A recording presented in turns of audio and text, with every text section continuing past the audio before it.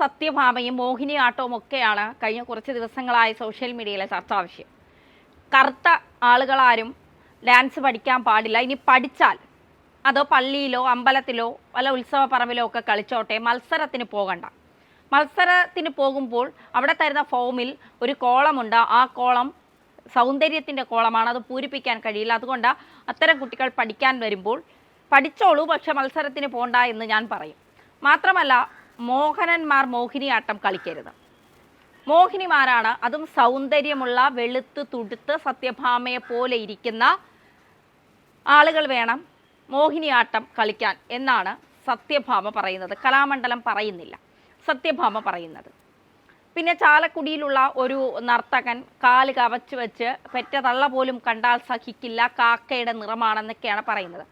അത് RLV രാമകൃഷ്ണനെയാണ് പറഞ്ഞത് എന്ന് പറഞ്ഞുകൊണ്ട് RLV രാമകൃഷ്ണൻ രംഗത്തെത്തുന്നു. കലാഭവൻ മണിയുടെ അനിയനും കൂടിയാണ് RLV രാമകൃഷ്ണൻ. അദ്ദേഹം രംഗത്തെത്തുന്നു. അദ്ദേഹത്തിൻ്റെ ഒപ്പം നിരവധി പേർ അണിചേരുന്നു.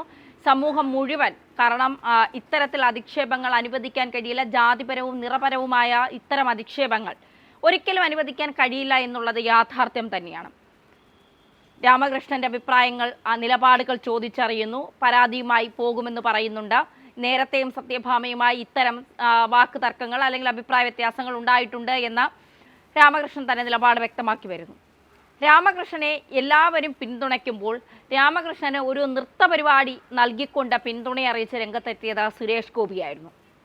നമുക്കെല്ലാവർക്കും അറിയാം, സുരേഷ് ഗോപി നിലപാടുകൾ പലപ്പോഴും വ്യക്തമാക്കാറുണ്ട്. ഇത്തരത്തിൽ അപമാനിക്കപ്പെടുന്നവരെ ചേർത്ത് നിർത്തുന്ന ഒരാൾ കൂടിയാണ് സുരേഷ് ഗോപി.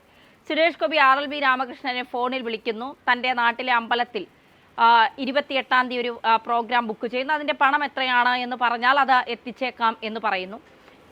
ഈ പറയുന്ന സമയം അത് സുരേഷ് ഗോപിയും RLV രാമകൃഷ്ണനും മാത്രമായിട്ടുള്ളൊരു സംഭാഷണമാണ്. ആ സമയത്ത് ചാനലുകാരെത്തുന്നു. സുരേഷ് ഗോപിയുടെ സംഭാഷണം സ്പീക്കർ ഫോണിൽ ഇട്ടുകൊണ്ടാണ് RLV രാമകൃഷ്ണൻ സംസാരിക്കുന്നത്. അതായത് ഒരു ചെറിയ മുതലെടുപ്പ് എവിടെയൊക്കെ നടത്തുന്നില്ലേ RLV രാമകൃഷ്ണൻ എന്നുള്ളതാണ് ചോദ്യം. സത്യഭാമ പറഞ്ഞതൊക്കെ തെറ്റ് തന്നെയാണ്. ആ തെറ്റ് അങ്ങനെ തന്നെ നിലനിർത്തിക്കൊണ്ട് ചോദിക്കുകയാണ്, ഈ ഒരു വിഷയത്തിൽ RLV രാമകൃഷ്ണനും മുതലെടുപ്പുകൾ നടത്തുന്നില്ലേ?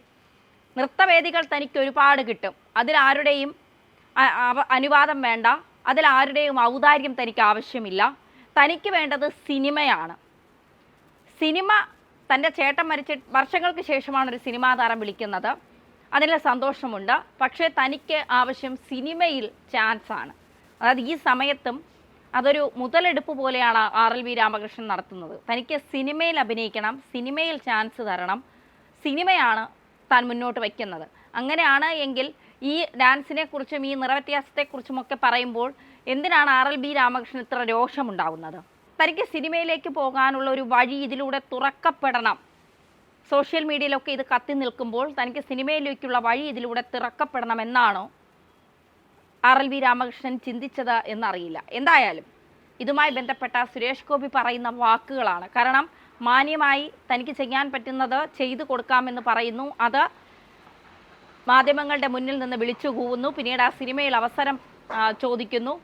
എന്തായാലും ഈ ഒരു വിഷയവുമായി ബന്ധപ്പെട്ട സുരേഷ് ഗോപി പറയുന്ന വാക്കുകൾ, അതാണിപ്പോൾ വൈറലാകുന്നത്. ആ വാക്കുകളിലേക്ക്.